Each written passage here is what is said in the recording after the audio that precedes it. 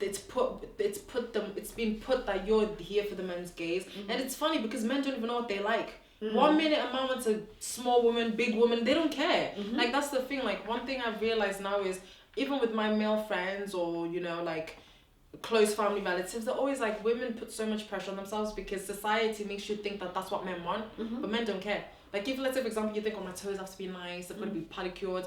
A man will never think to himself, I'm not gonna have sex with you because your knickers don't match or you've got a bit of hair. Like men don't actually care. Boys do because they're children. They're still children. They're still plugged into that shit, that nonsense that they're seeing. But men don't care because men are like, they're conscious enough to realize, and that there's a difference between boys and men. There's a difference. There's a difference between a girl and a woman. there's a big difference. Tell me about it. Like I don't know. I've gotten to a point where I don't want to have to like deal with anyone with such a closed off mindset. I don't even want to talk to them. And it's just because I just don't want to be there. Like and I don't want to be infected by their disease. Conformist way. Yes, I don't want to be infected by that. So I just want to branch away from it. And that's why I branched away from a lot of my my past friends because they were just in that mindset and it was just annoying to be around. It's like does something to your energy. Exactly. Like it dwindles it. It's like a fire within you and it burns. Like, exactly. Like I think I try to explain this to like my friends. Like he loves listening to music that is like negative. Like not to just label it negative. Like it's that constant like violent. Was it the drill? Oh, it's drill constant music. Violence, constant whatever. And I'm like, if you are energy and you're listening to something that's energy, you become that because you're vibrating at the same level. Yes. Like what's wrong with laughter? What's wrong with laughing? Like what's wrong with listening to happiness? Like what's wrong with that? And I feel that because I've realized like it's a bit like like when you move into a room where someone is at an argument, your spirit is trying to run away, and I feel like that when I'm around people that are like constantly like you don't want to be around them. I want to be around them because my soul's like there's so much beauty and you're just in this cage and I'm not trying to be there with you because I've accepted my darkness in order to accept my light. And you need to do the same. Like and then without having to force someone to go through that journey, my form of compassion is staying away from you and allowing you to heal. And I feel like it's needed. Like sometimes you have to protect your energy. That's all you have. That's all you have.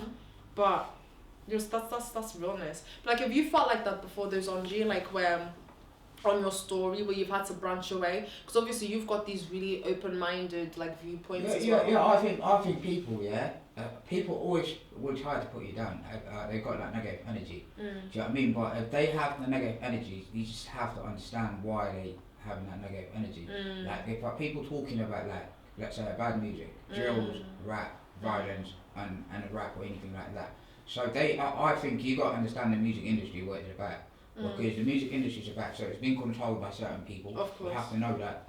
But so us, like in the black community, when we do all these violence music, because we will see one person that got paid from right doing now, it. From doing it, and is famous, right? So now, also there's a agenda behind it as well. So they want to militarize the black community. Do you understand? So basically, you're ready for war. Do you understand? Which is really sad. Because most of the black community ghettos around in England or anything like that, or in America. So when there's any war happening outside, you're ready. So they're going to recruit you. So you're already inside of you. You're full of violence. You're full ready. Of violence. Do you understand? You're ready, So you're basically living in an area where you're ready to be a military. Do you understand? Because you're talking constantly. Because there's what you see like in every country.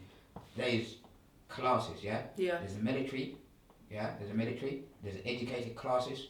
There is working class. There is this. So the black community normally, the working class and the military. Do you understand? So because if there's any violence, they're ready. Like everywhere you go, you see a lot of black people work as securities. No question why. Do you understand? Because when you look at music videos right now, we're talking about drills. At least it's not a positive thing. If you're talking at drill, a positive, it's fine.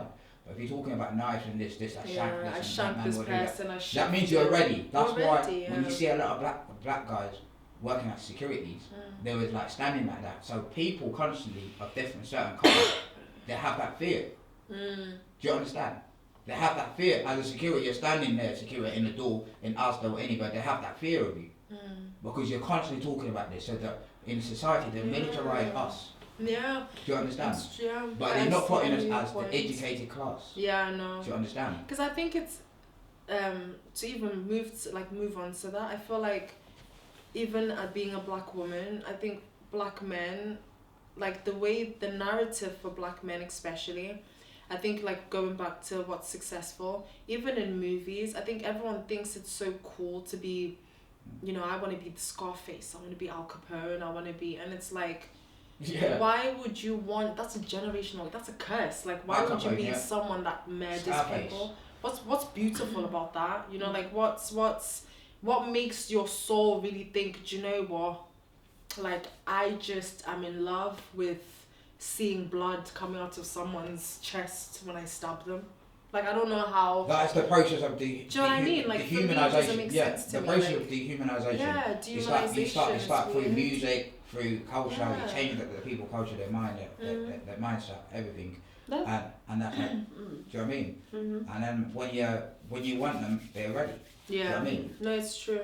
I think it's going back to that thing of, I think now I've thought to myself like how you've got to be careful who you envy, and I think now I've started to clock that actually the people that are stars or the people that are out there, don't envy them, because sometimes you're thinking like, well, I'm an artist, I'm underground, I want to be as big as whoever is up there, but they're either playing a role as a puppet or a slave or whatever, because they've been made to be big for a reason, and you've got to always look back. Like what I do now is I always look at stars and I think, okay, why is the celebrity famous? I'll look at the content they make, the films they make, the conversations they have, and then just think about the platform of the people that follow them, and then really think about what you say is a form of programming regardless, like what you say, and people are going to listen to you, and if your words are going to live forever, like that's how I think anyways. If I'm going to live forever, wouldn't I want people to be looking at it and being like, yo, like,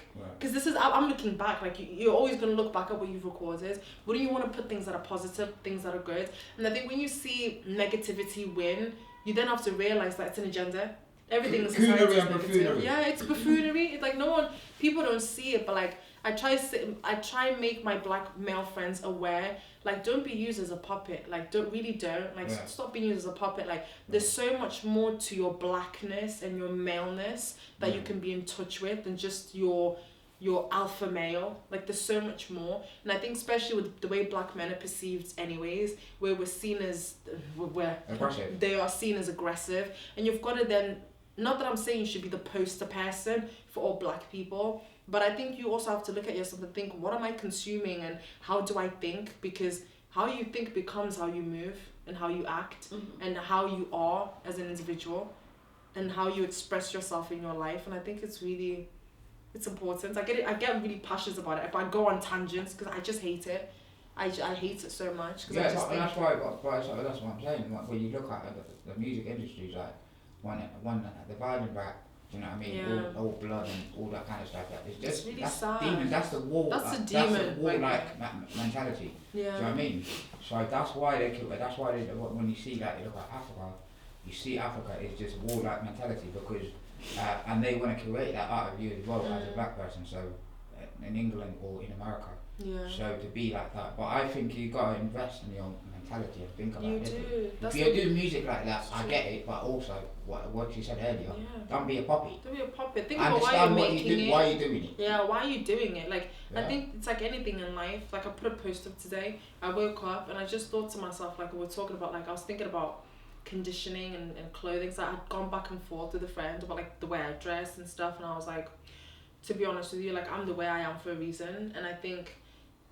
I also think on your journey of your discovering yourself, you will meet people on your way of progression that are gonna try bring you back to that your lower self. I think is the best way to put it, not your higher self. Yeah. There's people when you're leveling up. Yeah, there'll be people that will try and like bring you back, and I think they'll trigger you.